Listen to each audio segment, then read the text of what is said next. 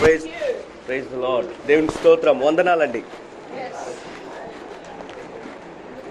Okay, now we're really going to walk on water because we're going to the favorite Psalms.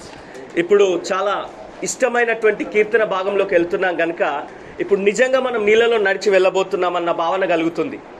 Who likes the Psalms? ఎంతమందికి ఇష్టం కీర్తనలు? Yes.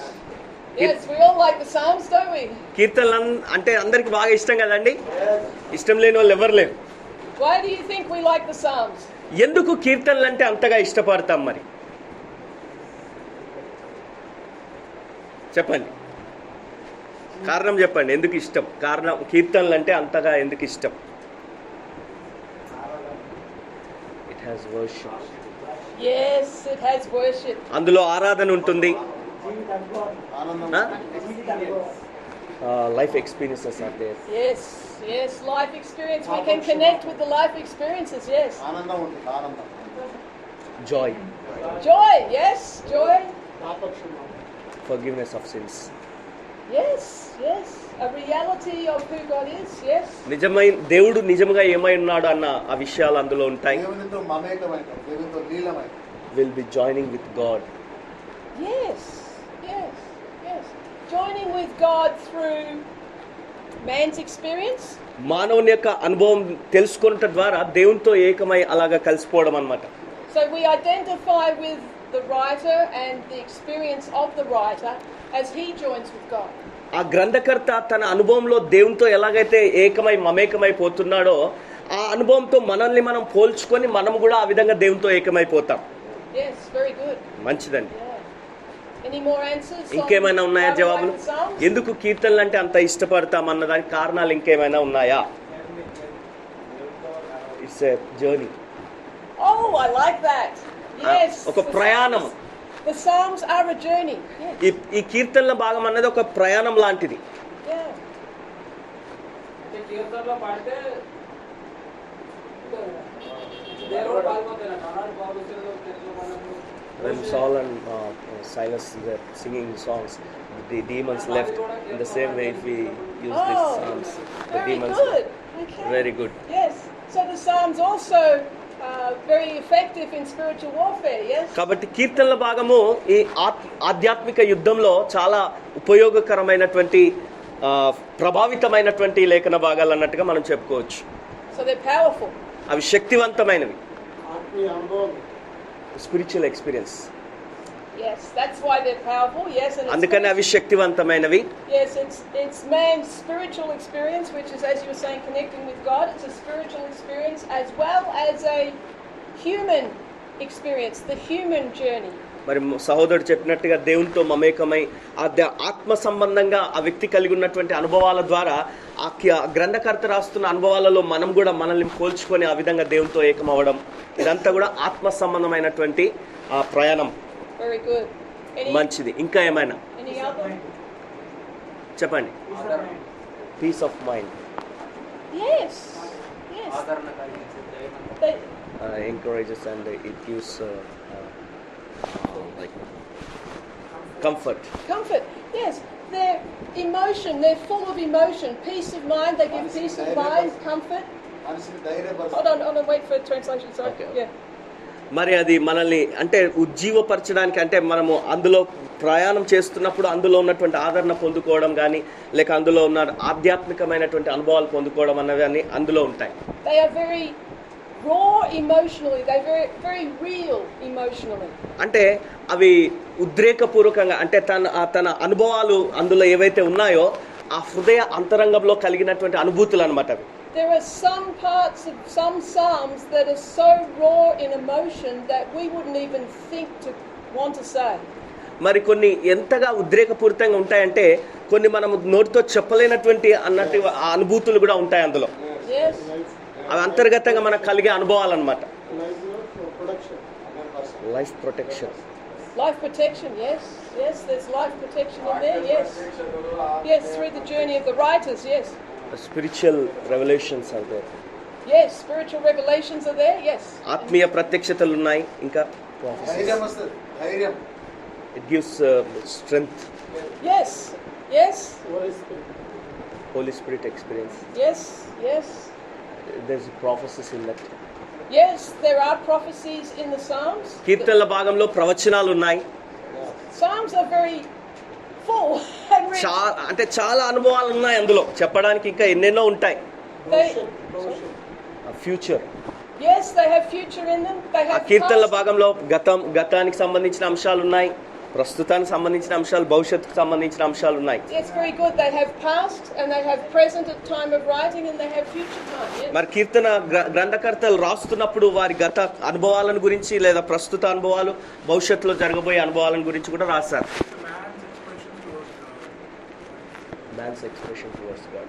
మరి sorry, హల్లెలూయా. Praise God. Yes. మరి దేవునితో ఉన్నటువంటి ఆ వ్యక్తీకరణ అంటే వ్యక్తపరిచే అనుభవం అన్నమాట. దేవునితో ఆ వ్యక్తికి ఉన్న అనుభవాన్ని వ్యక్తపరచడం, అది ఒక కీర్తన భాగం నుండి వ్యక్తపరచడం అన్నమాట. Yes. It brings close to the whole mankind close to Christ. Yes. Yes. Yes. Very good. Yes. ఇంకా Um, బాధలలో ఉన్నప్పుడు, శ్రమలో ఉన్నప్పుడు when we are in trials, when we face temptations, it gives the comfort and yes. Now we're getting close. Yes. ఇప్పుడు కొంచెం దగ్గరికి వస్తున్నాం ఇంకా. Yes. పరవశం, నాట్యం, స్తుతిలో దేవుని గణపరచడం, Hold on, sorry. పరవశిస్తాము, నాట్యం చేస్తాం. We can dance in first that. పరవశిస్తాం, Yes, we తర్వాత can Our dance. spirit will enjoy. Yes. స్తుతియాగం చేయబడు నన్ను మహిమపరచుచున్నాడు. When we are praising God, we are honoring God. దేవుని కనపరచుడంటే స్తుతించుట. It మీరేమో does give చెప్పారు? us some freedom, doesn't it? It gives us some freedom of expression. మీరేమో చెప్పారు కదా.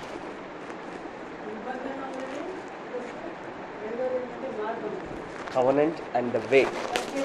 It has the Yes. covenant. Yes. Correct. It has the covenant of God. దేవుని యొక్క నిబంధన ఉంది అందులో. We can set our lives in the right way, right manner. Yes. Yes. Yes. It does have wisdom in it. Yes. అందులో జ్ఞానం ఉన్నది. Okay, ఇంకా You can- శ్రమ కలిగినప్పుడు దాని నుండి ఎలా బయటపడాలి? కీర్తనలో we have a guidance when we face trials. It guides us how to escape from the trials. Okay. Explain more. How does it guide us? Hold on, wait. Hold on, wait. How does it guide us through trials? Explain అంటే this a bit more. శ్రమల్లో ఉన్నప్పుడు మరి మనల్ని ఎలా నడుచుకోవాలో మనకు guide ఇస్తుంది అన్నారు కదా, ఎట్లా అది మీరేమన్నా వివరించారా అని అంటున్నా. Can you help us with example? Yeah. ఏదన్నా ఎగ్జాంపుల్ చెప్తారా, ఉదాహరణ? శ్రమలో ఉన్నప్పుడు David wrote a psalm when he was facing trials. And Yes. Yes. So when he sinned, Yes. he looked to God. He turned Yes. to God. Yes, very good. Yes, yes, good example too. Yes, and we can. I know the passage of scripture where David had sinned and he cried out to God, "Create in me a pure heart." మరి దావీదు పాపం చేసినప్పుడు దేవునికి మొరపెట్టాడు, దేవా నా యందు శుద్ధ హృదయం కలుగజేయమని. సాంసోను కూడా బలహీనమైనటువంటి ఆయన చివరి ఇన్నింగ్స్లో నీ సహాయం నాకు దయచేయమని కోరుకుంటున్నాను. ఆయన ఏదన్నా బలమిచ్చి ఆయన దాన్ని He is giving Samson's example. Samson. Yes, yes, very good. Yes. Wow, this is good. Good discussion. Okay, ఇక ఆపేసేయండి, వాళ్ళు ఆమె చెప్తారు, విందాం. Okay, son, can you please give handouts? So we will go through the journey of the Psalms. మనము ఈ కీర్తనలో ఉన్నటువంటి అంశాలలోనికి ప్రయాణంలో వెళ్దాం.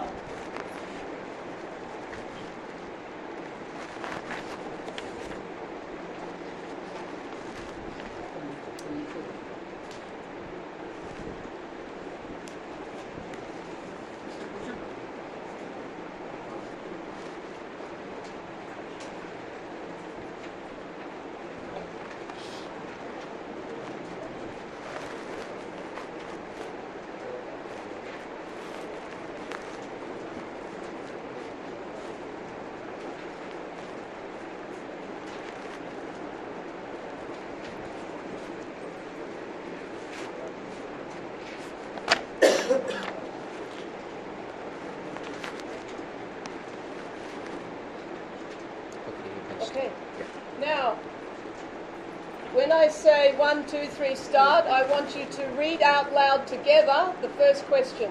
మరి నేను 1, 2, 3 అని అనగానే మీరందరూ కలిసి ఆ మొదటి ప్రశ్న మీరు చదవాలి. So 1, 2, 3 start. ఈ పుస్తకాల్లోని ఏ అంశాలు వాటి శైలిని నిర్ణయిస్తాయి? So we have 3 books of the Bible that are categorized as psalms, songs and poetry. మరి ఈ యొక్క 3 గ్రంథాలు, బైబిల్ గ్రంథంలో నుండి 3 గ్రంథాలను మనము పాఠ్య భాగంగా, పద్య భాగాలుగా తీసుకున్నాము.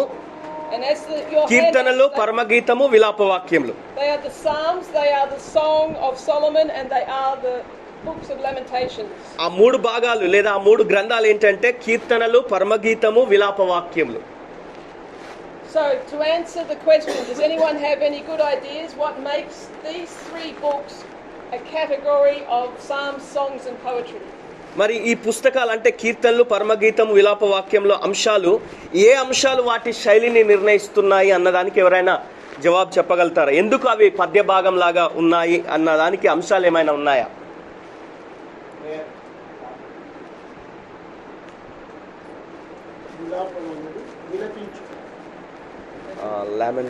lamenting when we will Yes. cry. Yes, yes Lamentations is crying, yes. Yes. Okay, so number 1, మొదటి అంశము రాసుకోండి. they are man's expression to God in a style of poetry, song, prayers and words. మరి ఈ కీర్తన రూపంలో లేదా ఒక పద్యం రూపంలో దేవుని ఎడల ఈ వ్యక్తి తన భావాన్ని వ్యక్తపరచడం అన్నమాట. So man's words to God కీర్తన రూపంలో in a style of writing of poetry, song or prayer.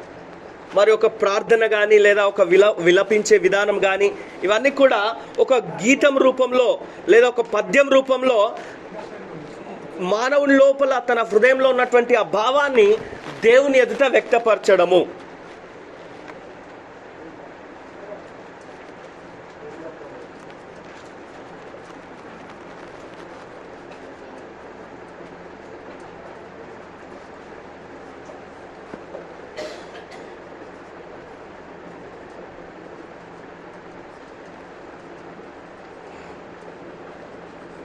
భావాన్ని వ్యక్తపరచుట.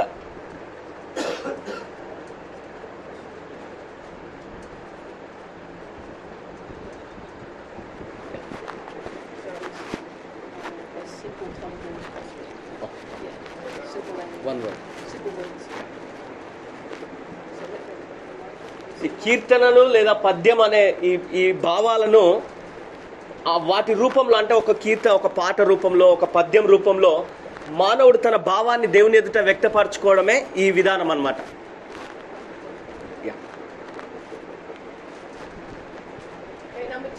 రెండవది, they were a significant part of worship and of spiritual life.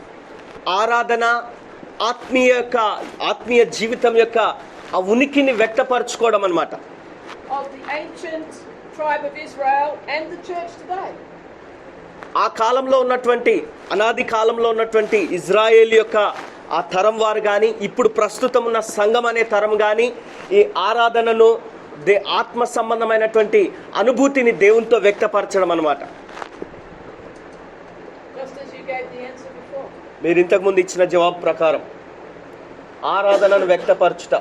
But it's important to understand it's a significant part of expression of 2 different aspects and relationship in the Bible. One ancient Israel and one the church. బైబిల్లో ఉన్నటువంటి 2 తరాలు అంటే అనాది కాలంలో ఉన్నటువంటి ఇజ్రాయేలు జనాంగము, ఇప్పుడు ప్రస్తుతం మన కాలంలో ఉన్న సంఘము, ఈ 2 కాలాలలో కూడా ఆరాధనను వ్యక్తపరిచే విధానం అన్నమాట. ఇది రెండవది. అది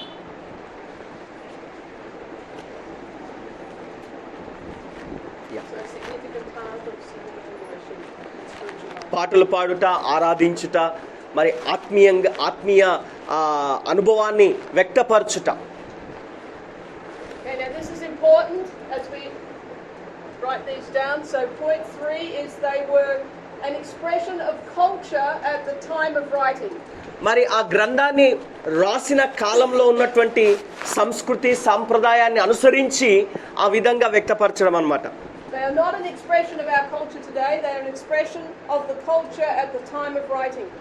అంటే ఇప్పుడు ప్రస్తుతం మన కాలంలో ఉన్న సాంప్రదాయము సంస్కృతి కాదు, కానీ ఆ బైబిల్ లేదా ఆ గ్రంథం రాయబడినటువంటి కాలంలో ఉన్న సాంప్రదాయాన్ని సంస్కృతిని ఆధారంగా చేసుకొని వాళ్ళు దాన్ని వ్యక్తపరిచారు.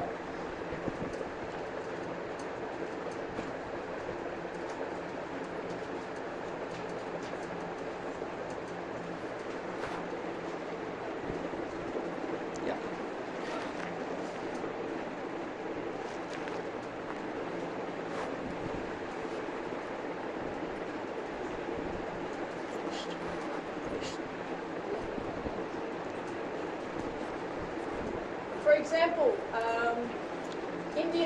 Indian poetry, ancient Indian poetry, ఉదాహరణకి భారతదేశానికి చెందినటువంటి పురాతనమైనటువంటి ఒక పద్యం ఉందనుకోండి. in its construction and in its expression, it is part of the culture of the time of writing. దాన్ని వ్యక్తపరిచిన విధానం దేన్ని ఆధారం చేసుకొని ఉందంటే ఆ యొక్క పద్యం రాస్తున్నప్పుడు లేదా ఆ పద్యాన్ని పలుకుతున్నప్పుడు ఆ కాలంలో ఉన్నటువంటి సంస్కృతి సంప్రదాయాన్ని ఆధారం చేసుకొని వాళ్ళ పద్యాన్ని ఆ రూపంలో రాశారు. So if I wrote a poem today, ఈరోజు నేను ఒక పద్యం రాస్తే ఒకవేళ the structure దాని యొక్క ఆ విధానం ఏదైతే ఉంటుందో would be very different అది పూర్తిగా వేరుగా ఉంటుంది. to an ancient Indian poem. గతంలో మరి పురాతన కాలంలో భారతీయులు రాసిన పద్యానికి ఇప్పుడు నేను రాస్తున్న పద్యానికి పోలిక వేసి చూస్తే చాలా భిన్నంగా ఉంటుంది. And the expression would be very different because it would be expressing out of my culture. మరి వ్యక్తపరిచే విధానంలో కూడా చాలా భిన్నత్వం ఉంది. ఎందుకంటే అది ఎప్పుడో ఇప్పుడు ప్రస్తుతం నా కాలంలో నేను దాన్ని వ్యక్తపరుస్తున్నాను. Indian culture నా ప్రస్తుతం ఇప్పుడున్నటువంటి భారతదేశ సంప్రదాయం ప్రకారం చేస్తున్నాను. at the time today.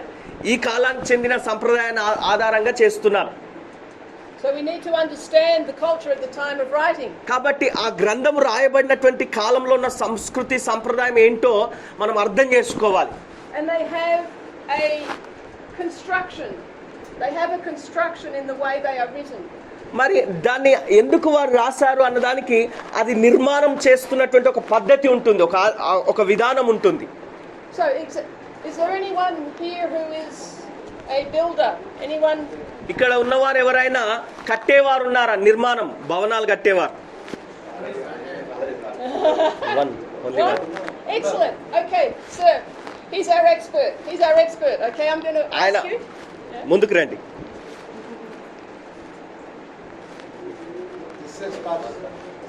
He's a mason?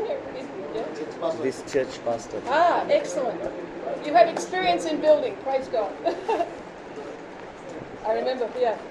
So tell me, is there an order in the way a church should be built, as in physical church? మరి ఒక మందిరం కట్టడానికి ఒక పద్ధతి ఒక ఆధారం ఉంటుందా లేకుంటే ఎట్లా పడితే అట్లా ఉంటుందా?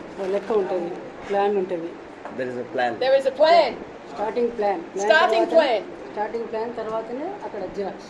Okay. So According to the plan, they will start the work. Excellent. So చిన్న పని, Even though if it is small work, చిన్న work, they need a plan. need a plan. Yeah. Excellent. So the Psalms have a plan of construction. మరి కీర్తనలు కూడా అవి నిర్మించడానికి అవి కట్టడానికి అన్నట్టుగా ఒక ప్లాన్ ఒక పద్ధతి ఏర్పాటు చేసుకున్నారన్నమాట వాళ్ళు. So you have plan first. మొదట ఒక ప్రణాళిక ఉంటుంది. And what is the first thing that you do as part of the instruction? మరి ఆ నిర్మాణానికి ఆ కట్టడానికి మొట్టమొదట చేయాల్సిన పద్ధతి ఆచరించాల్సిన విషయం ఏంటి అని ఆలోచిస్తారు. What is the first part of the మొదటి భాగం ఏంటి? ఏం చేస్తారు? ప్లాన్ తర్వాత మ్యాప్ వేసుకుంటాం. they'll take ఎంత one map. సైజ్ ఎంత How much size it is. Plan వేస్తేనే సైజ్ అదే ప్లాన్ అయిపోయింది. ప్లాన్ అయినాక నెక్స్ట్ ఏంటి? First Yeah, great. ఫౌండేషన్ చేస్తాం. Foundation. Yes, but before you set the foundation, you have to yeah? తవ్వుతారు కదా. So there is a set order of things. So first you dig, అంటే ఆ ఒక క్రమం, ఒక పద్ధతి, ఒక విధానం ఉంటుంది. అంటే మొట్టమొదట దాన్ని తవ్వడం మొదలు పెడతారు. ఎంత తవ్వాలనో ఎంత తీయాలనో ఎంత లోతు ఎంత How much they have to వెడల్పు ఎంత. dig and Yes. they will లోతు have a ఎంత plan. వెడల్పు ఎంత. Yes, everything has a plan. Everything has a set order. Everything has a set amount. Yeah. మరి ప్రతిదానికి ఒక పద్ధతి, ఒక క్రమం ఉంటుంది. ఆ ప్లాన్ ప్రకారం వాళ్ళు ఎంత తవ్వాలి, ఎంత లోతుకు వెళ్ళాలి అన్నది ఆలోచిస్తారు. Excellent. Thank you. Donovan, thank you, please. మీరు thank you. So if you can think of the Psalms like a building, కాబట్టి ఇప్పుడు కీర్తనల భాగాన్ని కూడా మీరు ఒక బిల్డింగ్ లాగా ఆలోచించుకోవాలన్నమాట. they have a plan behind them. There's a plan and a set order in the way they are constructed. So we can't take one verse కీర్తనల భాగాన్ని మనము చదువుతున్నప్పుడు, ధ్యానిస్తున్నప్పుడు, ఒక బిల్డింగ్ కట్టుతున్నప్పుడు ఎలాంటి ఉద్దేశంతో వారు ఒక ప్రణాళికతో కడతారో ఆ విధంగా కీర్తనల భాగాన్ని కూడా వారు ఆ రీతిగా చేశారని మనం ఆలోచించుకోవాలి. కానీ ఏదో ఒక వచనాన్ని మధ్యలో ఎక్కడో తీసుకొని దాన్ని ఇష్టం వచ్చినట్టుగా చెప్పడం కాదు. So we can't pick the one verse that we really like and forget the rest of the psalm. మరి ఆ కీర్తనల భాగంలో నుండి ఏదో ఒక మధ్యలో ఒక వచనాన్ని తీసేసుకొని నాకు బయలుపరచబడింది అని చెప్పేసి ఇష్టానుసారంగా చెప్పకూడదు. Because the psalm is the whole building. ఎందుకంటే కీర్తన మొత్తం ఒక అధ్యాయం లేదా ఒక గ్రంథం మొత్తం కలుపుకొని ఒక బిల్డింగ్ లాంటిది. So for example, we all love Psalm 23. That is a whole building. We can't just take one verse. మరి ఇప్పుడు కీర్తన 23వ అధ్యాయం ఉందనుకోండి, 23వ కీర్తన మొత్తం కలిపి ఒక బిల్డింగ్, అంతేగాని మధ్యలో ఒక వచనాన్ని తీసుకుంటే అది బిల్డింగ్ కాదు. And many psalms have, as we said, an emotional journey that we have to go on that full journey of the whole psalm to understand the meaning of the psalm. కాబట్టి ఆ కీర్తనలో ఉన్న ఒక వచనాన్ని తీసుకోకుండా ఆ కీర్తన మొత్తం అధ్యాయాన్ని తీసుకొని ఆ ఏ ఉద్దేశంతో లేదా ఏ భావంతో అతడు రాస్తున్నాడు, ఆయన భావోద్రేకాలు ఏంటి అన్న దృక్పథంతో మనం ఆలోచన పూర్వకంగా దాన్ని చదువుకోవాలి, తీసుకోవాలి. Okay, so point 4 is they have a plan. మొదటిది, 4వ అంశం ఏంటంటే ఒక ప్రణాళిక, ఒక ప్లాన్ ఉంటుంది. A plan of construction. మరి ఆ నిర్మించే ఆ కట్టడం అన్న దానికి ఒక ప్రణాళిక ఉంటుంది. And we have to read the whole psalm. కీర్తన మొత్తం అధ్యాయం అంతా చదవాలి మనం. Okay, so plan of construction. మరి ఆ Read యొక్క the whole psalm. నిర్మాణము అని రాసుకోండి, లేదా కట్టడము. 4వది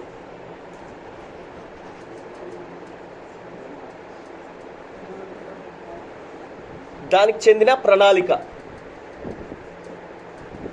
So please, please, please, please, దయచేసి దయచేసి దయచేసి if you get your congregation to read the psalm,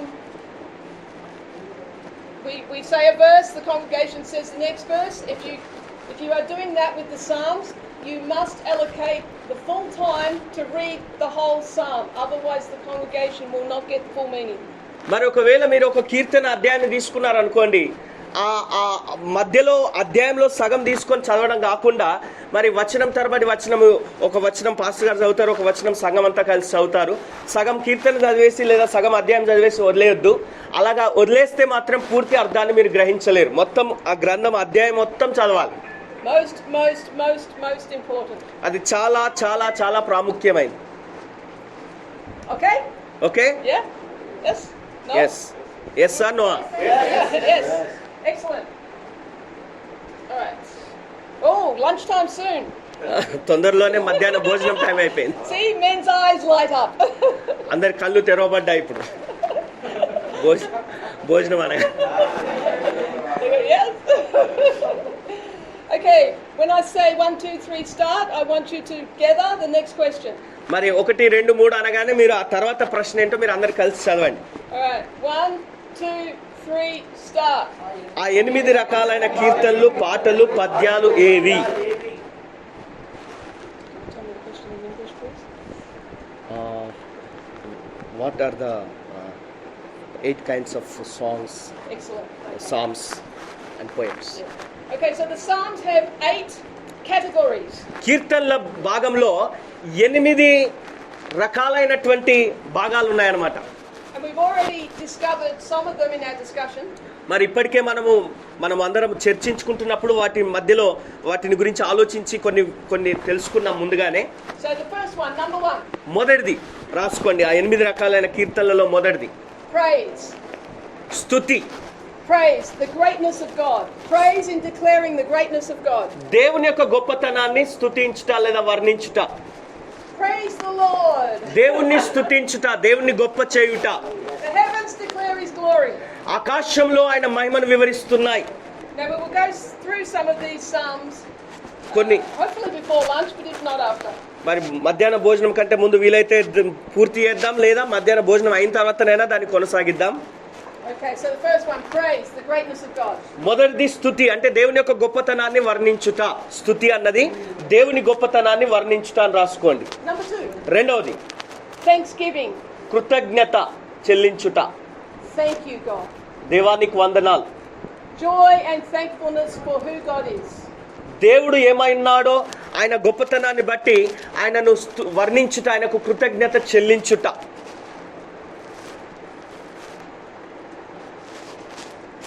We enter His courts with ఆయన ఆవరణంలోకి ఎలా ప్రవేశించాలి మనము?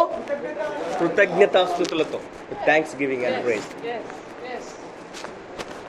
Number 3, మూడవది sorrow. విచారం లేదా దుఃఖము. Laments or sorrow. మరి మానవునికి ఉన్నటువంటి విచారాన్ని వ్యక్తపరచుట లేదా దుఃఖంను వ్యక్తపరచుట. Man's inward focus, అంతర్గతంగా ఉన్నటువంటి దాని మీద దృష్టి పెట్టుట. which is interesting that it brings sorrow. మరి ఒకవేళ నీకు ఏదైనా విచారం కలిగింది అనుకోండి, ఆసక్తికరంగానే ఉంటుంది. When we turn our thoughts inwardly మన అంతర్గతంగా మనం ఆలోచిస్తున్నప్పుడు, విచారిస్తున్నప్పుడు and focus on ourselves, మన మీద మనం దృష్టి పెట్టుకొని అలాగా ఆలోచిస్తుంటాం. there are psalms of sorrow that express that pain. ఆ నొప్పిని వ్యక్తపరిచే విధంగా ఆ విచారాన్ని వ్యక్తపరుస్తూ కీర్తనలు రాసిన కీర్తనలు కొన్ని ఉన్నాయి. So sorrow, man's inward focus and expression of that pain. మానవుని యొక్క అంతర్గతంగా ఉన్నటువంటి ఆ నొప్పిని, ఆ బాధను వ్యక్తపరుస్తూ రాసినటువంటి కీర్తనలు అన్నమాట అవి. ఆ విచారం అనేది మూడవది.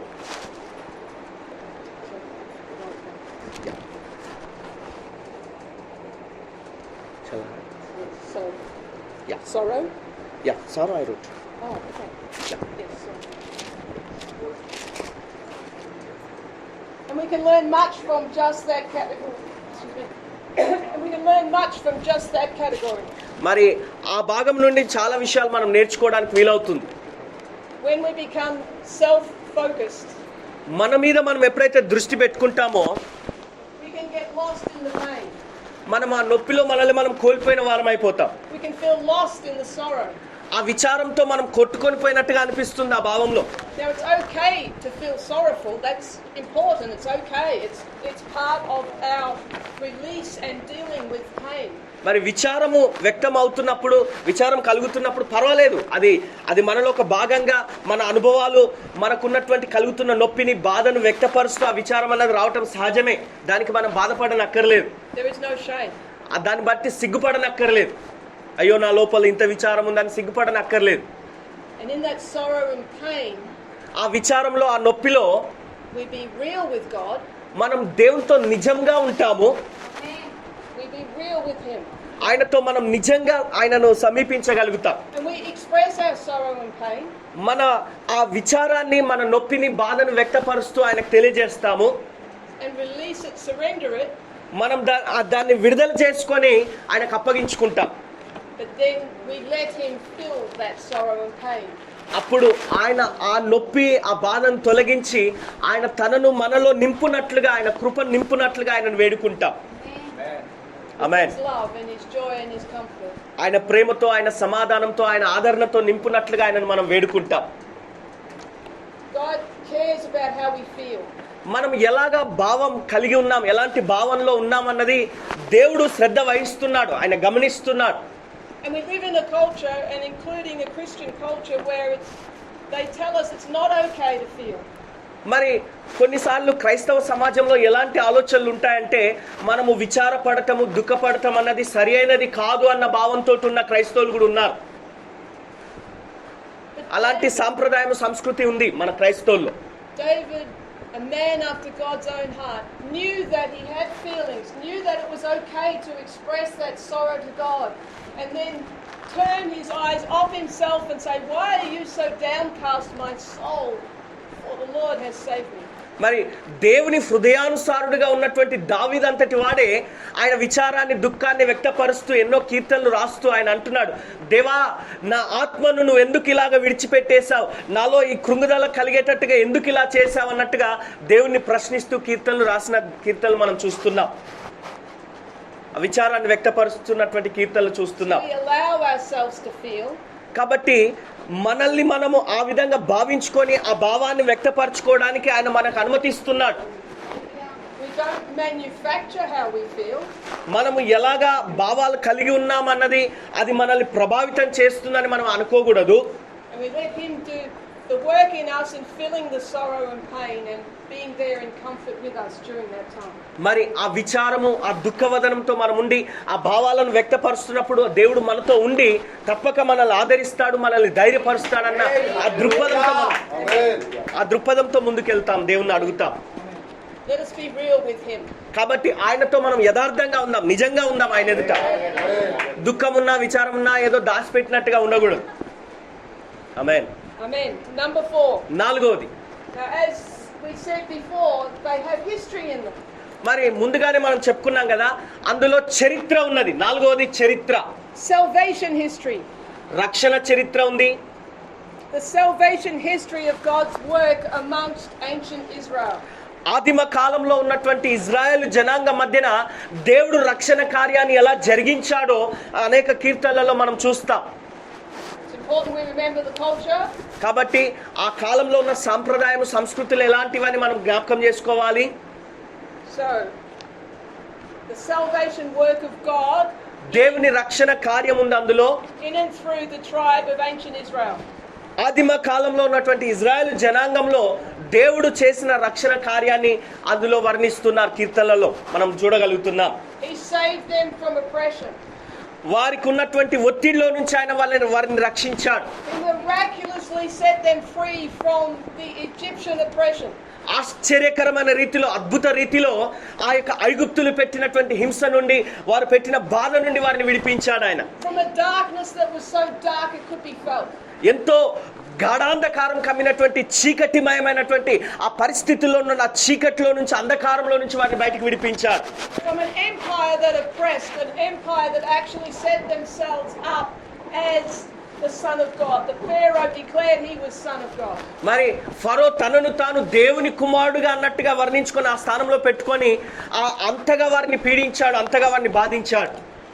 It is their salvation story, but it's God's salvation story in their story.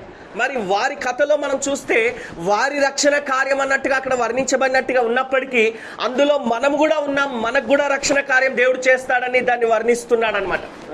When the plagues came, when all the 10 plagues came on Egypt, ఐగుప్తులో ఆ 10 రకాలైన తెగుళ్ళు వచ్చినప్పుడు వారి మీదకి God's people weren't affected.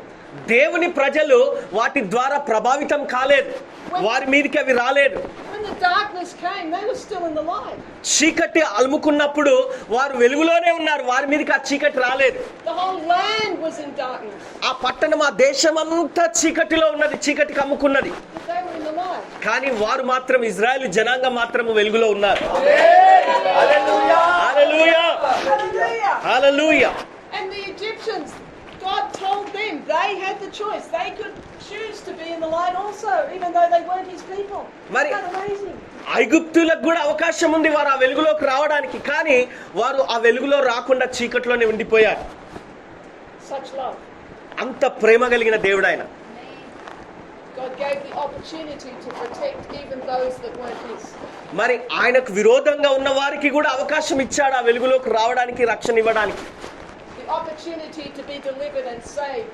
విడిపించబడి, Those that weren't His. విడుదల పొంది, రక్షణ పొంది, కాపాడబడటానికి అందులో ఉన్న వారికి కూడా అవకాశం కల్పించబడింది. కానీ వారు అందుబాటులో వారు ఉన్నటువంటి అవకాశాన్ని సద్వినియోగం చేసుకోలేదు.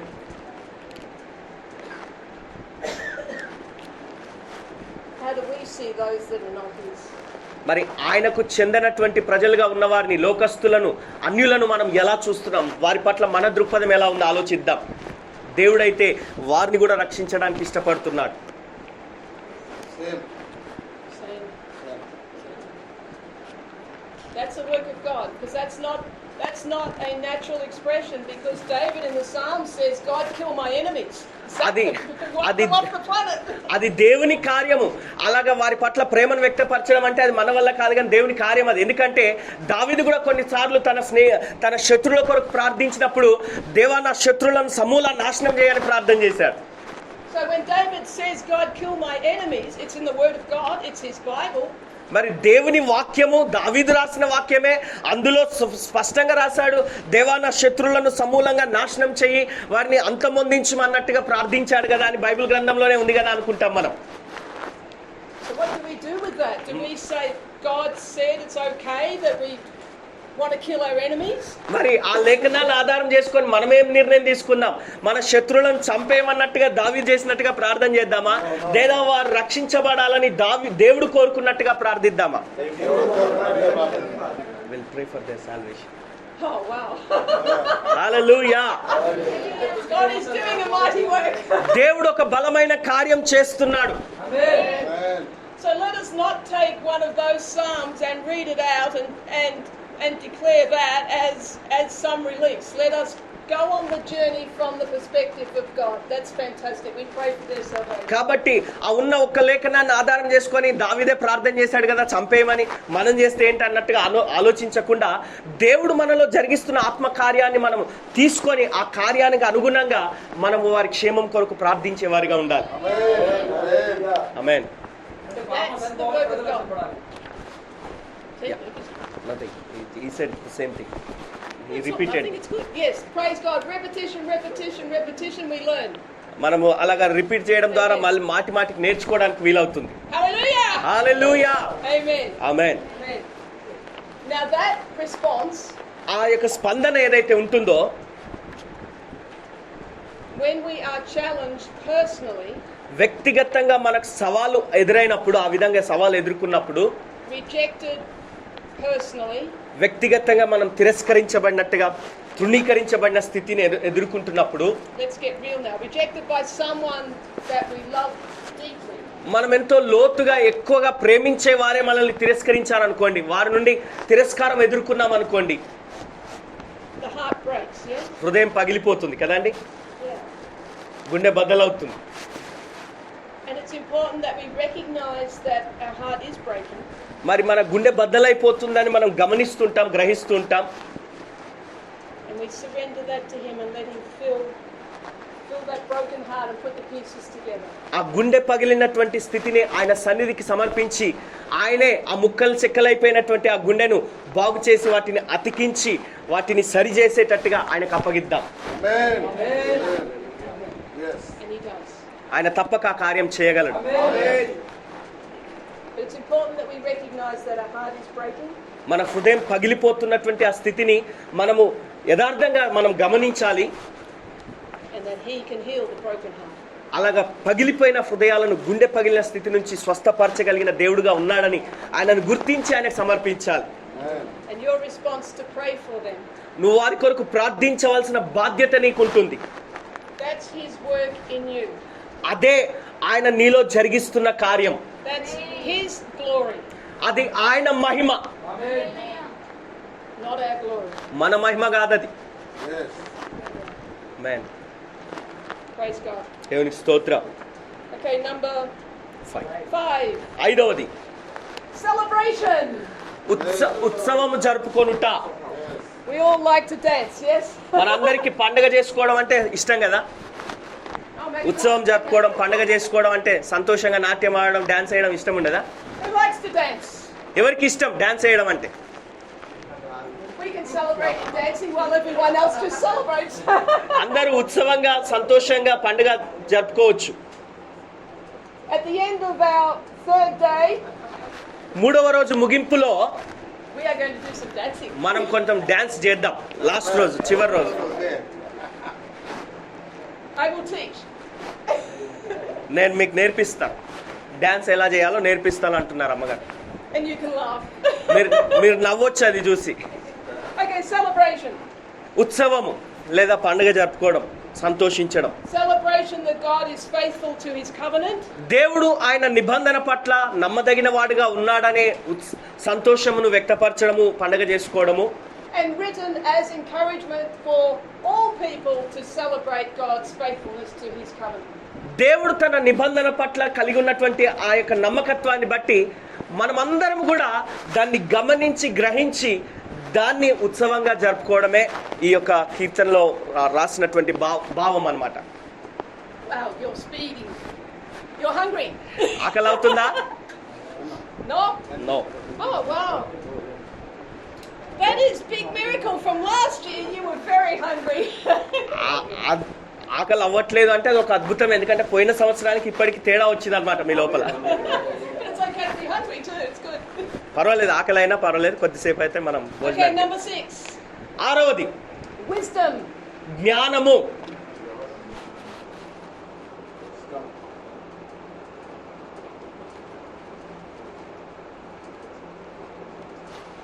జ్ఞానం.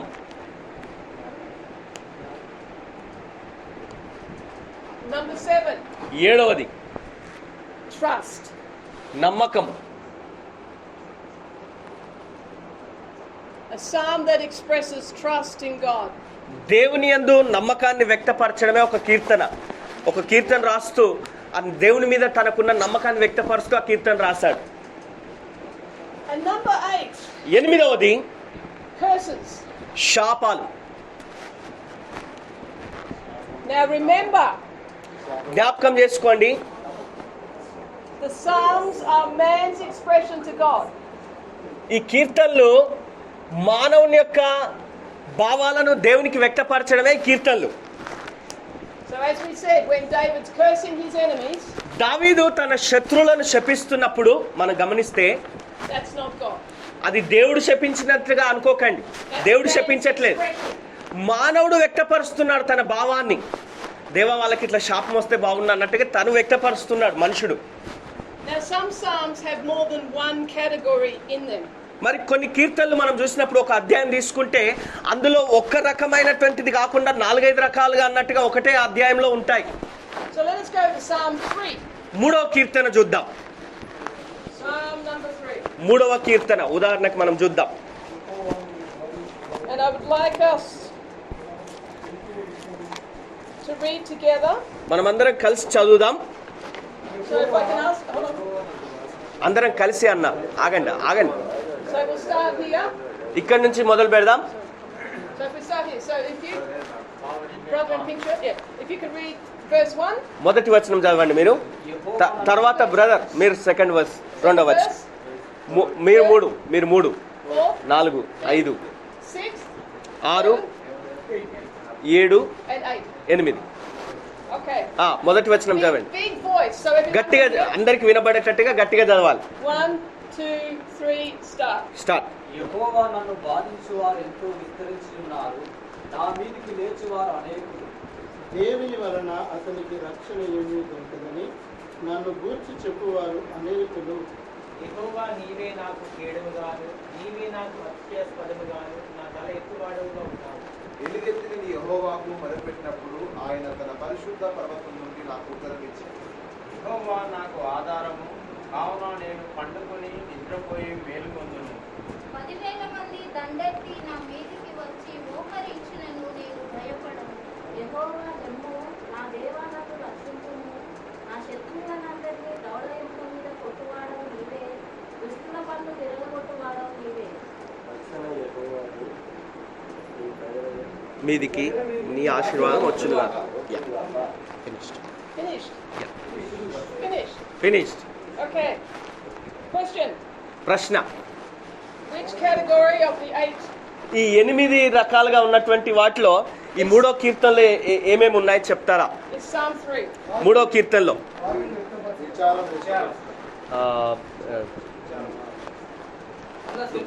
Giving hour sorrow. Correct. Yes. Correct. Excellent. Hallelujah. Hallelujah. Okay, so write it down on your sheet. మీరు రాసుకోండి మీ షీట్లో. కింద ఉంది కదా 8 అయిన తర్వాత మూడవ కీర్తన చదవండి. ఇది ఏ రకమైన కీర్తన అన్న దగ్గర రాసుకోండి. విచారంను వ్యక్తపరచుట, బాధను వ్యక్తపరచుట. It's important to understand the category because then we can apply correct meaning. ఆ కీర్తనలో ఏ రకమైనటువంటి భావాలతో కూడినటువంటి అంశాలు ఉన్నాయో మనం గమనించినప్పుడు ఆ అంశాలను బట్టి ఆ కీర్తనను మనము ఆ అంశాల వారీగా ఆ కీర్తన ఏ స్థాయికి లేదా ఏ కోవకు చెందిందో మనం గమనించడానికి వీలవుతుంది. So it's man's expression of sorrow మానవుని యొక్క విచారాన్ని వ్యక్తపరచడము to God. దేవునికి వ్యక్తపరచడం. He's being real with God.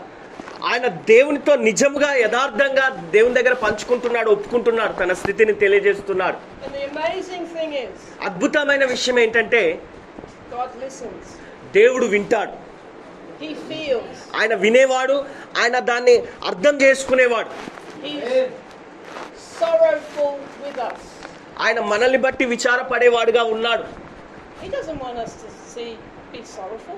మనం అలాగ విచారంతో విచారవదనంతో ఉండటం ఆయనకి ఇష్టమా? But he comes down and he's in us and he's with us and he's journeying with us in that sorrow. ఆయన దిగి వచ్చి ఆయన మనతో ఉండి మనలో ఉండి ఆ విచారంలో ఆ దుఃఖంలో మనం ఉన్నప్పుడు ఆయన మనతో కూడా ఆ భావాన్ని వ్యక్తపరుస్తున్నప్పుడు ఆయన మనతో అనుభవిస్తున్నాడు దాన్ని. In all our weaknesses. మన బలహీనతలన్నిటిలో ఆయన మనతో ఉన్నాడు. In all our stuff. మన అనుభవాలన్నిటిలో ఆయన ఉన్నాడు మనతో. He's there with us. ఆయన మనతోనే ఉన్నాడు ఆ అనుభవాలలో. And he's saying, I identify with you, I understand, I'm with you, and I'm journeying with you and I'm bringing you out. నేను నీతో ఆ అనుభవాలన్నిటిలో నీతో కలిసి ప్రయాణం చేస్తున్నాను, ఆ భావాలు నాకు కూడా కలుగుతున్నాయి, నేను కూడా అనుభవిస్తున్నాను, నిన్ను దాని నుంచి బయటికి విడిపిస్తానని దేవుడు వ్యక్తపరుస్తాడు. That's special. అది చాలా ప్రత్యేకం. This is the creator of heaven and earth. ఆయన భూమి ఆకాశములను సృష్టించిన సృష్టికర్త అయిన దేవుడు ఆయన. Who is perfect. ఆయన పరిపూర్ణుడు. Amazing. అద్భుతం. Psalm 12. 12వ కీర్తన. So who will we up to? Till here. Professor From there, Wilson? So if those you can, 4, Can you say those the 5. next one? Yeah. మీరు బ్రదర్ 8 verses. 12వ కీర్తన 1వ వచనం, 2వ వచనం, 3వ వచనం, 4, 5, 6, 7, 8 Okay, 1, 2, 3, start. చదవండి. యెహోవాను రక్షించుము, భక్తి గలవారు లేకపోయి విశ్వాసులు నడులను నిందితులను రక్షించుకోయి. ఓకే, మీరు చదవండి 2వ వచనం. అందరితో ఒకరినొకరు అబద్ధము ఆడుదురు, మోసకరమైన మనసు గలవారై ఇష్టములాడుదురు, పెదవులతో పలుకుదురు. యెహోవా ఇచ్చకములాడు పెదవులన్నిటినీ, వింకములాడు నాలుకలన్నిటినీ కోసివేయును. 4వ వచనం. నాలుకల చేత మేము సాధించడము, మా పెదవులు మావి, మాకు ప్రభువు ఎవడని వారు అనుకుందురు. 5వ వచనం. బాధపడే వారికి చీకటి ఏవైన కాలమును బట్టి దరిద్రుడు విద్యుత్తులను బట్టి నేను ఇప్పుడే లేచున్నాను, రక్షణను కోరుకున్న వారికి నేను రక్షణ కలగజేస్తాను అని యెహోవా సెలవిస్తున్నాడు. 6వ వచనం. యెహోవా మాటలు పవిత్రమైనవి, అది మట్టి మూసలో 7 మార్లు కలిగి ఊరిన ఎన్ని అంత పలుకుతుంది. 7వ వచనం. కాపాడతావు, ఈ తలమాటు 8వ వచనం. యోహాన్ రెడ్డి గారు 8వ వచనం చదవండి బ్రదర్, మీరు చదవండి. నరులలో నీచవర్తన ప్రబలమైనప్పుడు దుష్టులు గర్విష్ఠులై నలుగురు కూడా తిరుగులాడు. Finish. Which category of the 8? మరి ఈ 12వ కీర్తన ఈ 8 అంశాలలో ఏ అంశానికి చెందిన కీర్తనలా ఉంది? Do you think Psalm 12 is?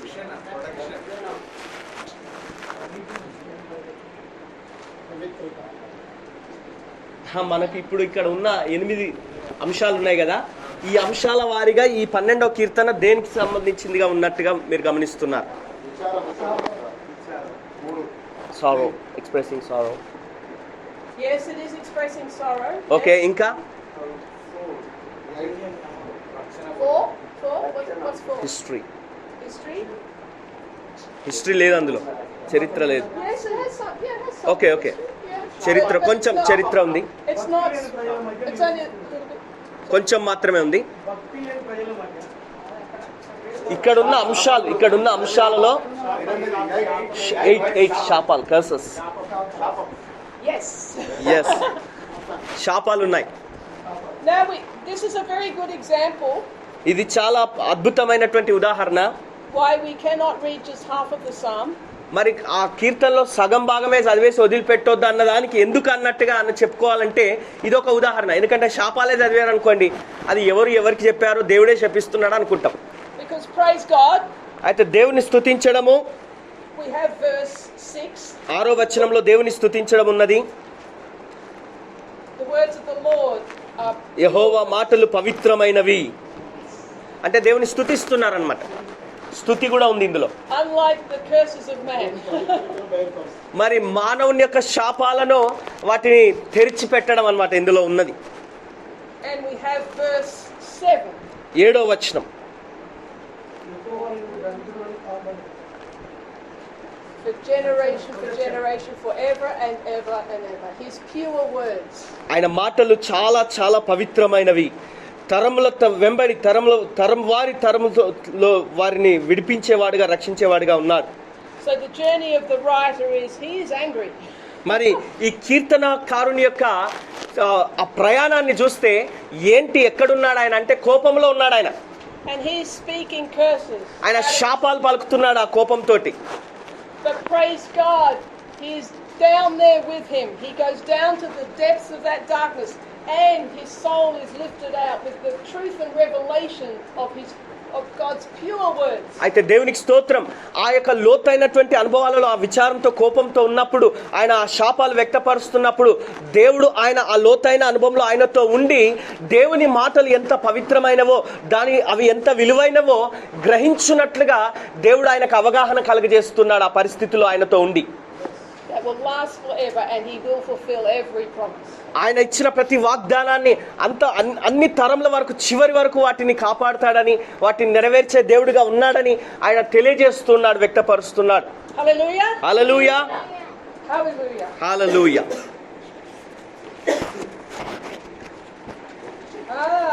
Now we're going to go to, I'm sure, many favorite people. ఇప్పుడు మనం వెళ్ళబోతున్నటువంటి లేఖన భాగము చాలా దాదాపు అందరికి బాగా ఇష్టపడే లేఖన భాగం అది. Are we getting ready for lunch, son? Do we have time for Psalm 23, or do we need to 2 o'clock? 5 minutes. So we will have food. We will have good fellowship. We will be filled physically. మరి మనము శారీరకంగా కూడా కొంచెం బలం పొందుకోవాలి కదా. And we'll come back with great anticipation. తర్వాత మంచి ఆసక్తితో వద్దాం తిరిగి For one of our favorites. మనకి ఇష్టమైనటువంటి లేఖన భాగాలు ధ్యానించడానికి మళ్ళీ తిరిగి వద్దాం. Psalm 23. 23వ Keerthana. So can I please ask someone to give thanks for the lunch? Give కాబట్టి thanks for this session. ఎవరైనా ఈ తరగతిని బట్టి, ఇప్పుడు నేర్చుకున్న అంశాలను బట్టి, చేయబోతున్న భోజనాన్ని బట్టి కృతజ్ఞత చెల్లిద్దామా దేవునికి?